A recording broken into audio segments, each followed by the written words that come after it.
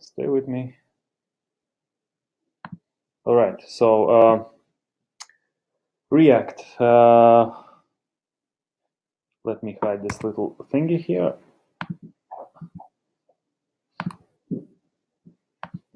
All right, I think I'm ready. So React, why do we need another framework or way of writing JavaScript or whatever? So I guess it always boils down to managing complexity. So we have frameworks in order for us to manage complexity. So that we have a structure, predefined structure that we can work with. I like this quote by Edgar Dijkstra.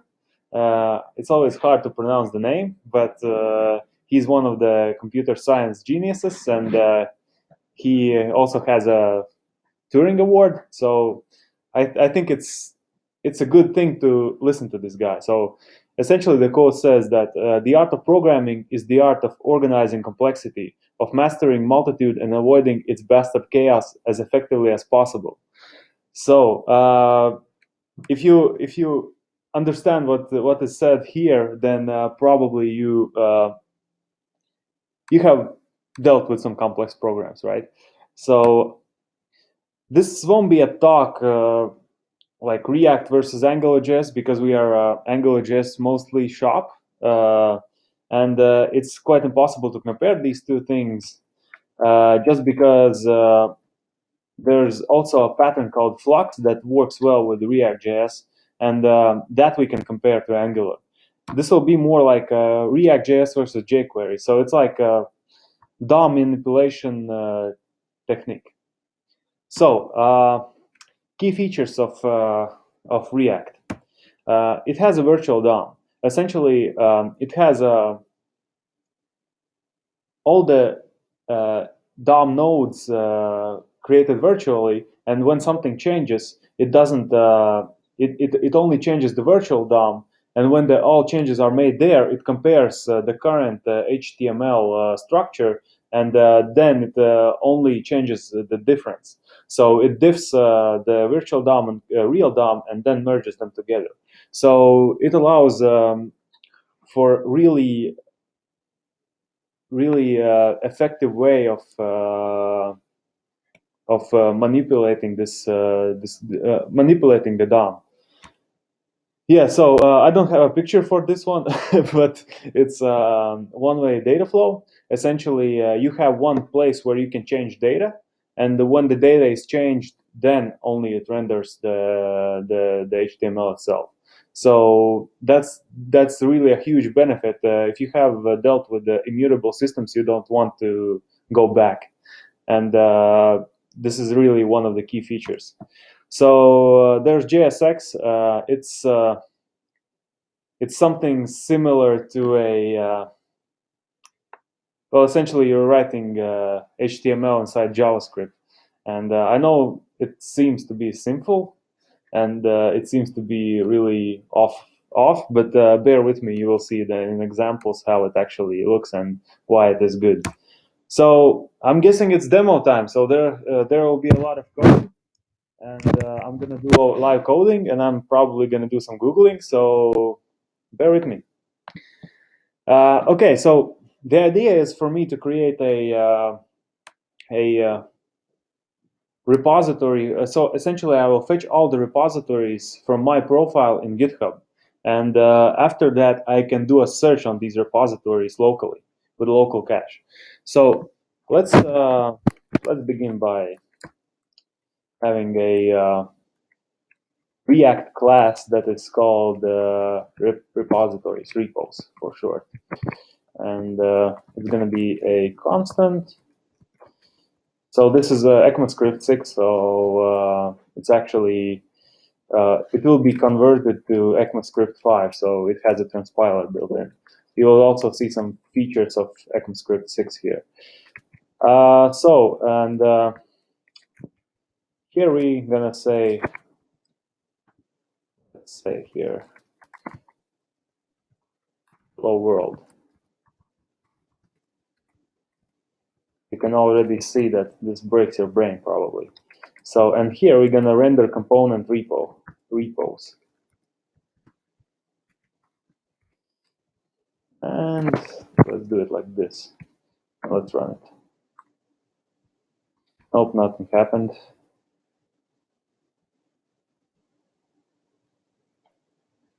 You forgot to close H1. Yep.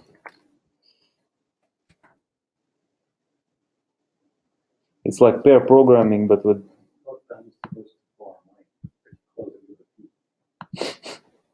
Yep. A valid React component must be returned. So, repos.render. Okay. Always forget this one. I come from Ruby. You don't have to explicitly specify return there. So yeah, we have a hello world. So here, what I want to do is let's just create a something that fills the state. In fact, let's first of all, let's remove this one because this is ECMAScript 6. We should be able to work with this. Yep. So essentially, this assigns this function, render function, to an object. It will be assigned to an object. Yeah. So the next thing we need to do is set initial state. So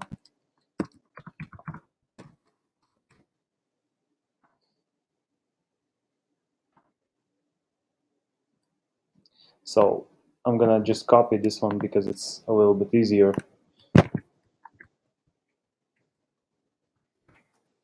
Let's remove this function and let's call repos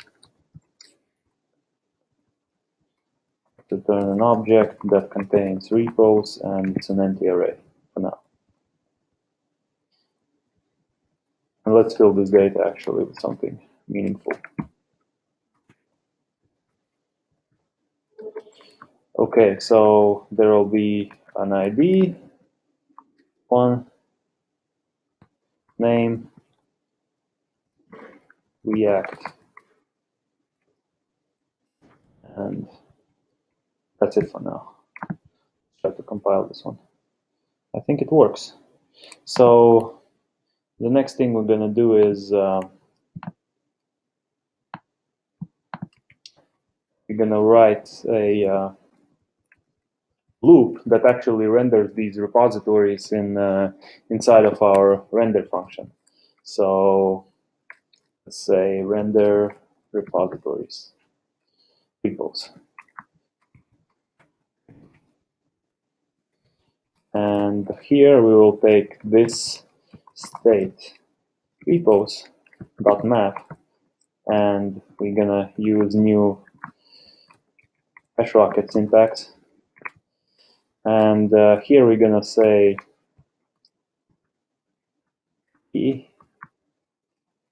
let's call this R for repository, just because it will be easier. Our name,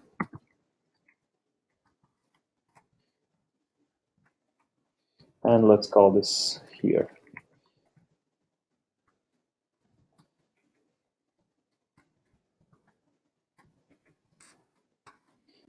And this render repos.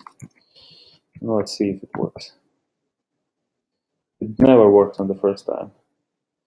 Okay, render.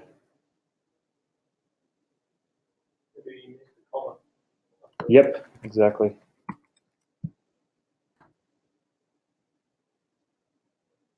I hate this, that I need to clear this one all the time.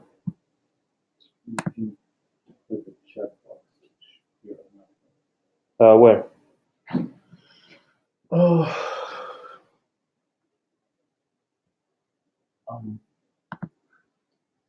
It doesn't. It doesn't reload the page, so that's why. Right. All right, so there's no errors. I hate this one. Okay, I need to return. No, I need to return it. Oh, that didn't help.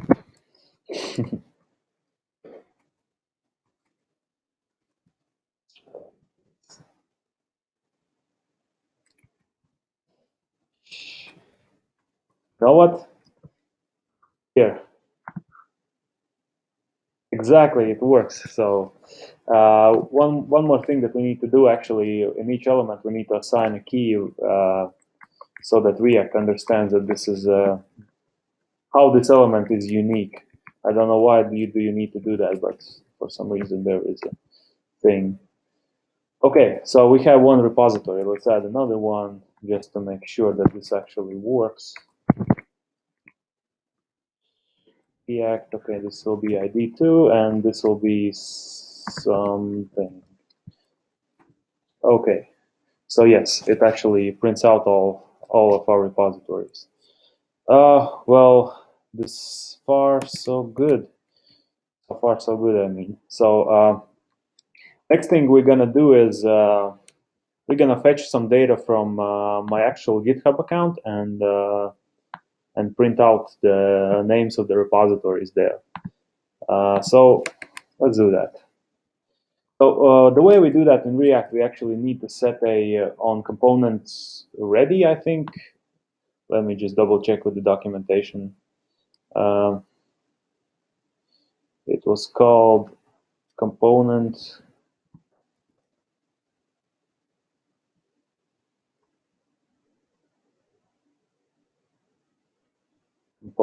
component.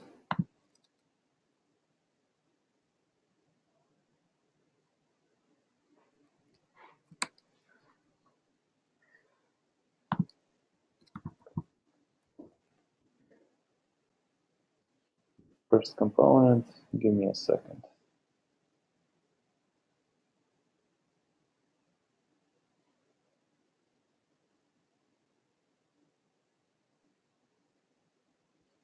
Here it is, component did mount. So when the component actually starts has been rendered, we need a way to trigger the callback that is associated with that. So I'm going to use a library called superagent. Actually, no, I'm going to use jQuery just because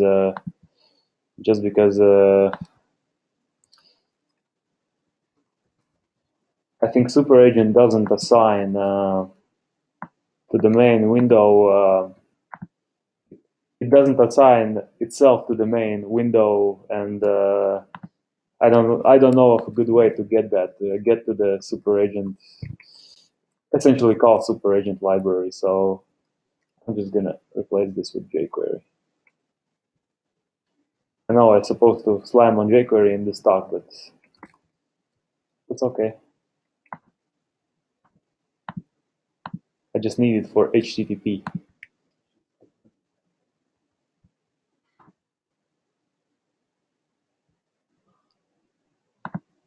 So, okay, we are running this one, and let's do a jQuery post. No, get.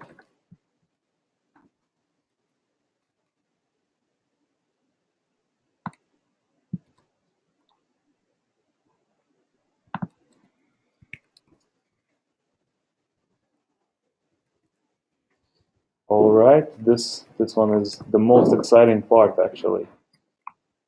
Having a working with jQuery. All right, I'll just copy this URL and paste it. I have Vim bindings. They always. Okay, so let's run it. Okay, load was performed. That's cool. What we need to do actually is to right now to set the state of this component to the new state that we receive from React, not React but GitHub. So let's do this. This set state and repos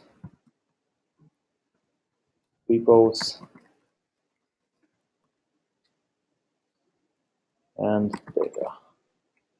Let's see if it actually matches the structure. Yep, it should match the structure. So let's run it. Nope, set state is not a function.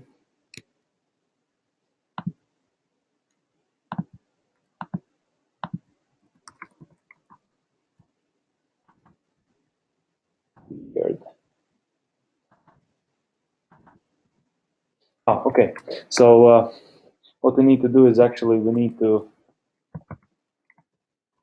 bind this to this function so that this context is available essentially here.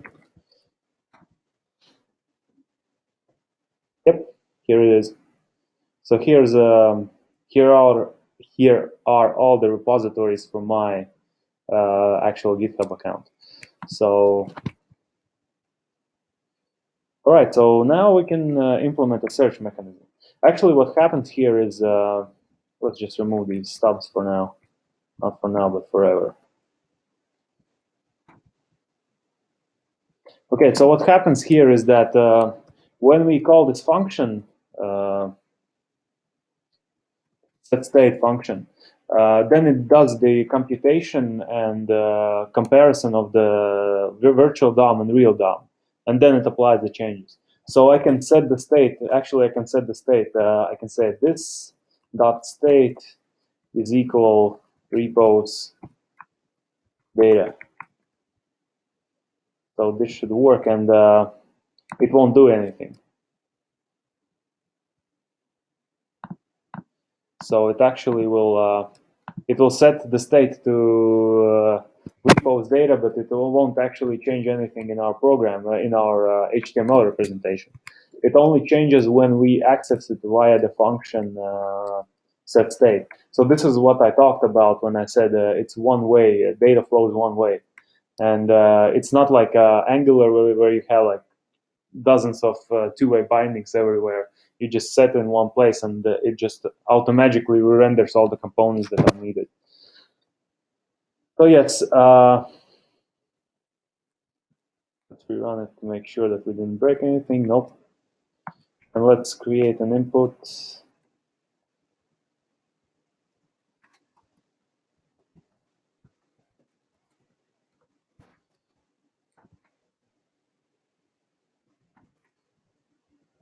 I always set this in the wrong direction. Okay, so we have an input tag here, and let's assign a onClick function. It will be called not onClick, sorry, onChange, and it will be called this dot change search.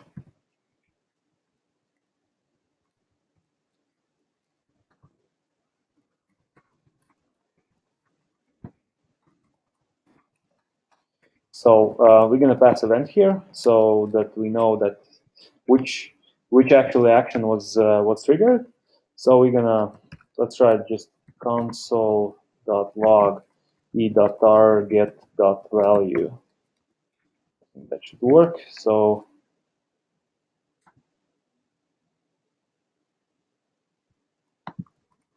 it works.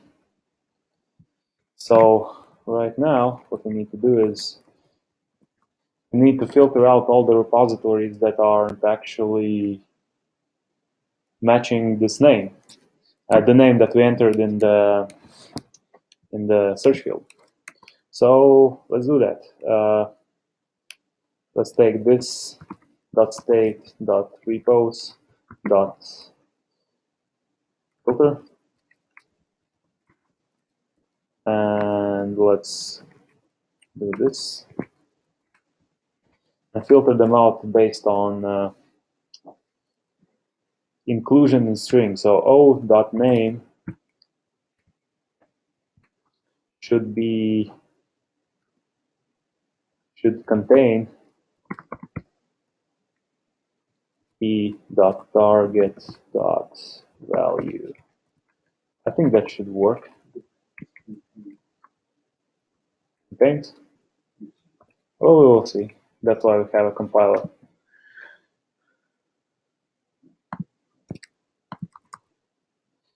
Contain is not a function, so yes, I think it contains. It is contains. Nope, let's just check with the JavaScript documentation.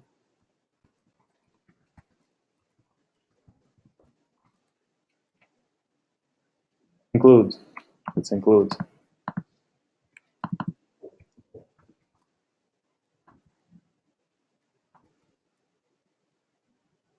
Okay, I think it worked, but it didn't return anything. So let's set the state to this new thing. This dot set state to this new thingy that we received. Okay, this will be filtered repos.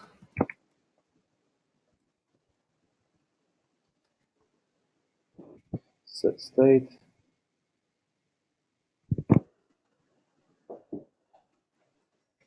Okay, repos. And let's do it like this. Okay, this should work. Nope.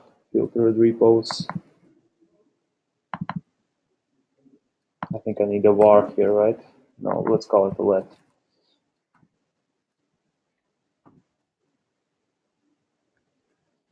Something didn't work.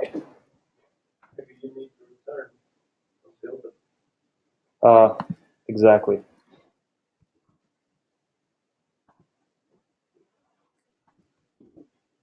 Here it is. But it doesn't refresh, right? So what we need to do actually is quite simple. We just need to clone this result to something like a constant result array, I might say. So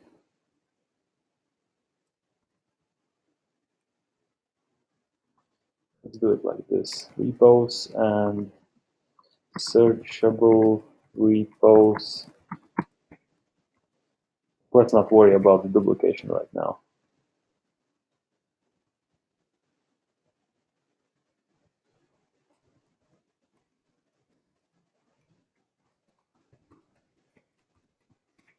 And let's run it. It works. So I'm guessing that's all from my demo. Oh, actually, let's do one more thing. I want to have I just want to show you how to extract a component. So we have a component of repos, and we need to extract another component that is called repo, just because it feels like a separate entity. So let's just do that. React create class and that should have render function. That should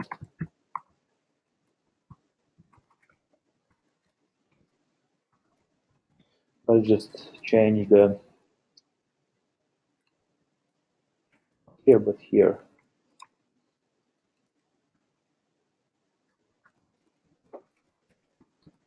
Let's change the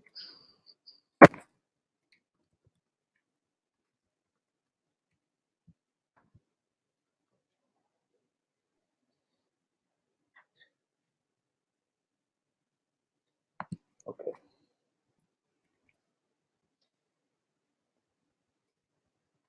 Of course. Okay, so it returns hello. So we need to have a way to pass the data from each repository to our repository component, and let's call this uh, data original our repo. Okay, so here we actually can do it like this. This dot props dot repo dot name, and let's give it also a key is equal to this dot props dot id repo dot id this way. So let's run it. Okay. So as you can see, you can pass things to a different component, like you do assigning an XML format. So it's sort of like an XML format. Uh, The same way you can pass also actually a callback here that will, for example, trigger some action on the main repos component. So that's actually the way React works. Do you have any questions? Or did I just talk for half an hour and no one understood anything?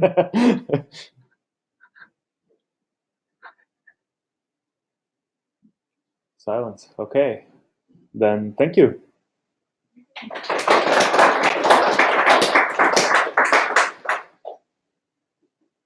So no questions.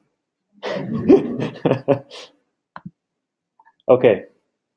Thank you. You can leave.